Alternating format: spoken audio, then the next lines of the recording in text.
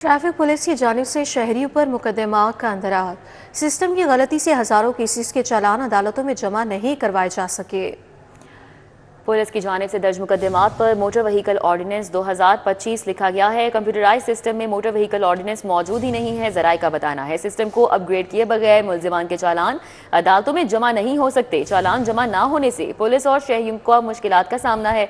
Police हुकाम ने IT system को अपग्रेड करने की हिदायत भी जारी की हैं। तो ट्रैफिक पुलिस की जानिब से शहरियों पर मुकदमात का इंदराज। सिस्टम की गलती से हजारों केसेस के चालान अदालतों में जमा नहीं करवाए जा सके हैं। पुलिस की जानिब से दर्ज मुकदमात पर मोटर व्हीकल ऑर्डिनेंस 2025 लिखा गया। कंप्यूटराइज सिस्टम में मोटर व्हीकल ऑर्डिनेंस मौजूद ही नहीं है, जबकि सिस्टम को अपग्रेड किए बगैर मुल्जिमान के चालान अदालतों में जमा नहीं हो सकते। चालान जमा ना होने से पुलिस और शहरियों को मुश्किलात का सामना है। पुलिस हुकाम ने IT सिस्टम को अपग्रेड करने की हिदायत जारी की हैं। तो ट्रैफिक पुलिस की जानिब से शहरियों पर मुकदमात का इंदराज किया गया है। सिस्टम की गलती से हजारों केसेस के चालान अदालतों में जमा नहीं करवाए जा सके। पुलिस की जानिब से दर्ज मुकदमात पर मोटर व्हीकल ऑर्डिनेंस 2025 लिखा गया। कंप्यूटराइज्ड सिस्टम में मोटर व्हीकल ऑर्डिनेंस मौजूद ही नहीं और जराये के मुताबिक ये बताया गया कि सिस्टम को अपग्रेड किए बगैर मुल्जिमान के चालान अदालतों में जमा नहीं हो सकते। चालान जमा न होने से पुलिस और शहरियों को मुश्किलात का सामना है। पंजाब हुकूमत का ज़राई मशीनरी पर 60% सब्सिडी देने का प्लान फाइनल। पंजाब के किसान 40% रकम अदा करके ज़राई मशीनरी हासिल कर सकेंगे। जदीद मशीनरी पर खरीद हुकूमत 2 अरब 70 करोड़ रुपए से ज़ायद की सब्सिडी देगी। इस हवाले से बात करेंगे अली रामे से। जी अली रामे। जी बिल्कुल, पंजाब हुकूमत की तरफ से एक प्लान जो है वो बनाया गया है और इस प्लान का मकसद ये है कि किसानों को आसान इक़्तिसाद के ऊपर और वो ज़राई मशीनरी उनको दी जाए। अब इसके लिए महकमा ज़ात को टास्क दिया गया था उनको और इसमें कहा गया कि ये फौरी प्लान बनाकर जो है तो महकमा ज़राअत ने अवानी वज़ीर पंजाब को बाकायदा ये प्लान बनाकर पेश कर दिया, जिसमें 60% सब्सिडी जो है वो अब किसानों को दी जाएगी। और इसमें तमाम वो ज़राई आलात हैं जो कि किसान खरीदारी करते हैं प्राइवेट जो मैन्युफैक्चरर्स हैं उनसे, तो एक अच्छी खासी रकम उनको अदा करनी पड़ती है। अब इसमें देखा जाए तो 2 अरब रुपए की सब्सिडी जो है वो पंजाब हुकूमत अब देगी। किसान जहाँ भी अपनी मशीन अगर लेना चाहता है ज़राई आलात, वो एक मैन्युफैक्चर के जरिए जो उनको प्रोवाइड की जाएगी, उस पर 60% गवर्नमेंट जो है पेमेंट करेगी। अब इसमें मैन्युफैक्चर के नाम जो है वो लिस्टेड शेयर कर दी जाएंगी ताकि पंजाब के जिस इज़ला में ये मैन्युफैक्चर होंगे वहाँ पर किसान जो है वो ज़राई आलात उनसे खरीदते हैं। ठीक है, बहुत शुक्रिया अली रामे आपका। महकमा बल्दियात ने डेथ और बर्थ रजिस्ट्रेशन के लिए मोबाइल ऐप मुतारिफ कराई है। महकमा बल्दियात की जानिब से मुतारिफ कराई गई ऐप का नाम CRMS होगा। घर बैठे मोबाइल पर ही डेथ और बर्थ रजिस्ट्रेशन कराई जा सकेगी। डाटा पूरा होने पर ऑनलाइन सर्टिफिकेट भी हासिल किया जा सकेगा। इस हवाले से मजीद जान लेंगे एडिटर ब्यूरोक्रेसी कैसर खोकर से, बताइएगा। महकमा बल्दियात ने एक नई मोबाइल एप्लीकेशन मुतारफ कराई है, जिसके तहत घर बैठे जो है वो डेथ सर्टिफिकेट और बर्थ सर्टिफिकेट हासिल किया जा सकेगा। जैसे कोई मौत होती है या जैसे कोई बच्चा पैदा होता है, मोबाइल पर जो है वो CRMS के तहत जो है मोबाइल एप्लीकेशन का नाम है, उस पर जो है वो रजिस्ट्रेशन कराई जा सकती है और सारे डॉक्यूमेंट्स भेजे जा सकते हैं उस मोबाइल पर एप्लीकेशन पर। और उस मोबाइल एप्लीकेशन पर सारे डॉक्यूमेंट्स पूरे करने के बाद जो है घर बैठे जो है आपको डेथ सर्टिफिकेट और बर्थ सर्टिफिकेट मिल जाएगा ऑनलाइन। और इस वाले से ये महकमा बल्दियात ने ये नई एप्लीकेशन मुतारफ कराई है।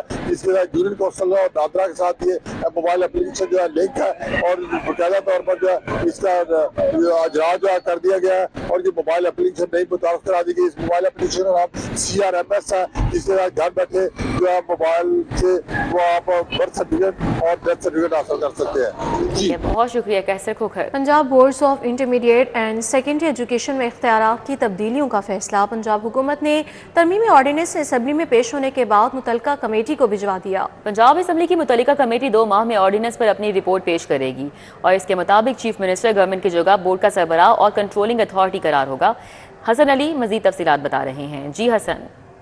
जी बिल्कुल, हुकूमत का Punjab board of intermediate and secondary education में इख्तियारात की तब्दीली का फैसला किया गया और इस हवाले से पंजाब हुकूमत ने Punjab board of intermediate and secondary education तरमीमी ordinance 2025 assembly में पेश होने के बाद मुतल्लिका कमेटी को भिजवा दिया है। पंजाब असम्बली की मुतल्लिका कमेटी 2 माह में ऑर्डिनेंस पर अपनी रिपोर्ट जो है वो पेश करेगी। ऑर्डिनेंस के मतन के मुताबिक चीफ मिनिस्टर गवर्नमेंट की जगह بورڈز کے سربراہان اور کنٹرولنگ اتھارٹی قرار دیے گئے ہیں، جبکہ تعلیمی بورڈز کی خالی عہدے نجی شعبے سے بھی پر کیے جا سکیں گے۔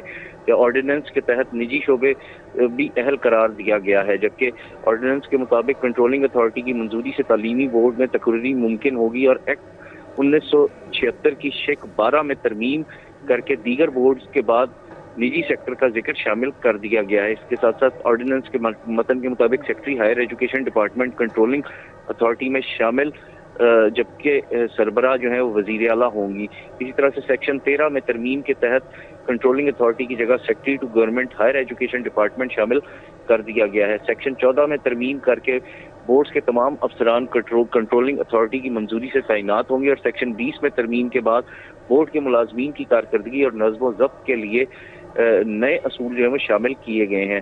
ترمیمی آرڈیننس کے تحت خالی اسامیوں پر فوری تقرری کی جائے گی، اور آرڈیننس کا مقصد تعلیمی بورڈ کے کام کو مؤثر اور تیز اور شفاف بنانا ہے، جبکہ بورڈ میں کئی کلیدی عہدے خالی ہونے پر امور جو ہیں وہ متاثر ہو رہے ہیں۔ آرڈیننس پنجاب کے تمام تعلیمی بورڈز پر لاگو ہوگا۔ گورنر پنجاب سردار سلیم حیدر خان نے 1976 کے ایکٹ میں ترمیم کی منظوری 14 اکتوبر کو دی تھی۔ جی ٹھیک ہے، بہت شکریہ حسن علی آپ کا۔ لاہور بورڈ میں پیپر ری چیکنگ کا طریقہ کار تبدیل کرنے کی تجویز، اب ری کاؤنٹنگ نہیں باقاعدہ پیپر ری چیک ہوگا۔ ری چیکنگ کی فیس پہلے سے 3 گنا زیادہ ہوگی۔ پیپر ری چیکنگ کے لیے پرائیویٹ اداروں سے ماہر تعلیم کو شامل کیا جائے گا۔ لاہور بورڈ کے تحت پیپر ری چیکنگ کا طریقہ کار تبدیل کرنے کی تجویز سامنے آ گئی ہے۔ اب ری کاؤنٹنگ نہیں بلکہ باقاعدہ پیپر ری چیک کیا جائے گا۔ پیپر ری چیکنگ کی فیس پہلے سے 3 گنا زائد ہوگی۔ پیپر ری چیکنگ کے لیے پرائیویٹ اداروں سے ماہر تعلیم کو شامل کیا جائے گا۔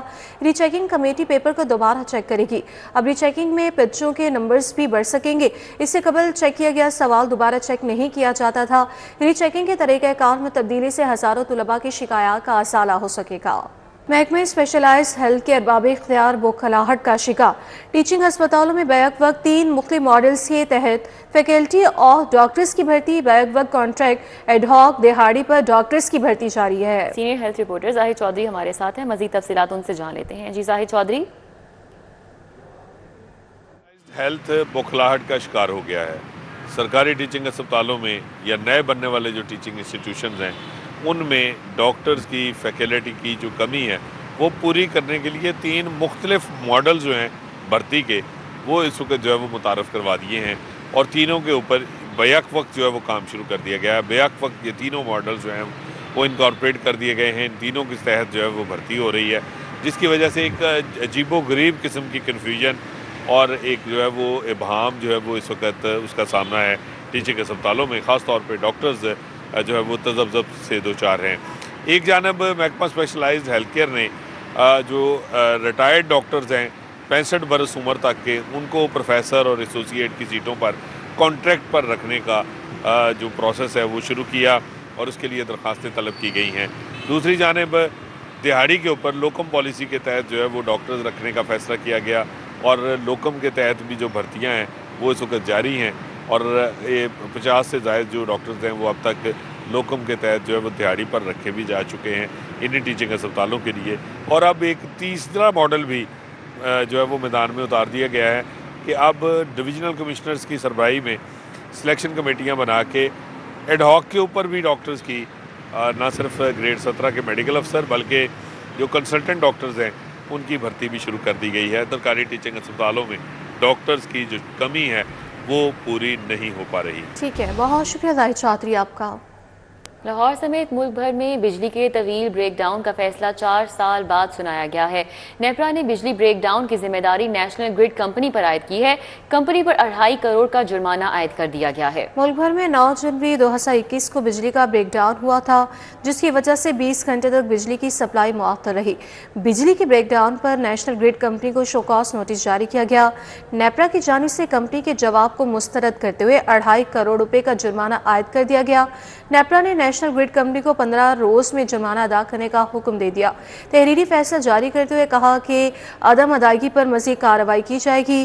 واضح رہے کہ بریک ڈاؤن کی وجہ سے 20 گھنٹے تک مختلف علاقوں میں بجلی کی فراہمی معطل رہی، جس پر نیشنل گرڈ کمپنی کو نیپرا نے شو کاز نوٹس جاری کیا تھا۔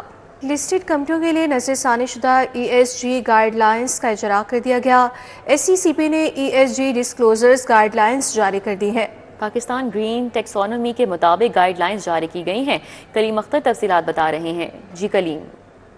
جی بالکل، یہ security exchange commission of Pakistan کی جانب سے جو لسٹڈ کمپنیاں ہیں ان کے لیے نظر ثانی کی گئی ہے، اور اس کے پیش نظر جو ایس ای جی گائیڈ لائنز ہیں وہ باقاعدہ طور پر اس کا اجرا کر دیا گیا ہے، جبکہ اس حوالے سے بتایا گیا ہے کہ پاکستان گرین جو ٹیکسونومی ہے اس کے مطابق باقاعدہ طور پر جو گائیڈ لائنز ہیں وہ جاری کی گئی ہیں، جبکہ اس حوالے سے بتایا گیا ہے کہ یہ جو گائیڈ لائنز جاری کی گئی ہیں اس سے پائیداری رپورٹنگ بہتر بنائی جائے گی، جبکہ اور اس کے علاوہ جو موسمیاتی اہداف ہے اس کے حصول میں بھی جو مددگار ہے وہ ثابت ہوگا، جبکہ اس کے علاوہ یہ بھی کہا گیا ہے کہ قومی ترجیحات اور اس کے علاوہ جو تازہ ترین این ڈی سیز ہیں اس کے مطابق گائیڈ لائنز تیار کی گئی ہیں، جبکہ جو رینیویبل انرجی میں اضافہ ہوگا، جبکہ اس کے علاوہ جو ای مشینز ہیں ان میں بنیادی فوکس قائم رکھنا بھی مقصد ہے، جبکہ کارپوریٹ سیکٹر کو موسمیاتی اہداف کے حصول میں مرکزی جو کردار ہے وہ دینا بھی مقصد ہے، جبکہ یہ بھی بتایا گیا ہے کہ نظر ثانی شدہ جو گائیڈ لائنز ہیں وہ کمپنیوں کو معیاری اور E S G reporting framework ہے وہ فراہم کیا جائے گا، جبکہ جو دیگر کمپنیاں وہ پاکستان کی گرین ٹیکسونومی کے مطابق ماحولیاتی سے متعلق جو خطرات ہیں اور اس کے علاوہ جو مواقع ہیں وہ بھی ظاہر ہو سکیں گے۔ جی ٹھیک ہے، بہت شکریہ کلیم اختر آپ کا۔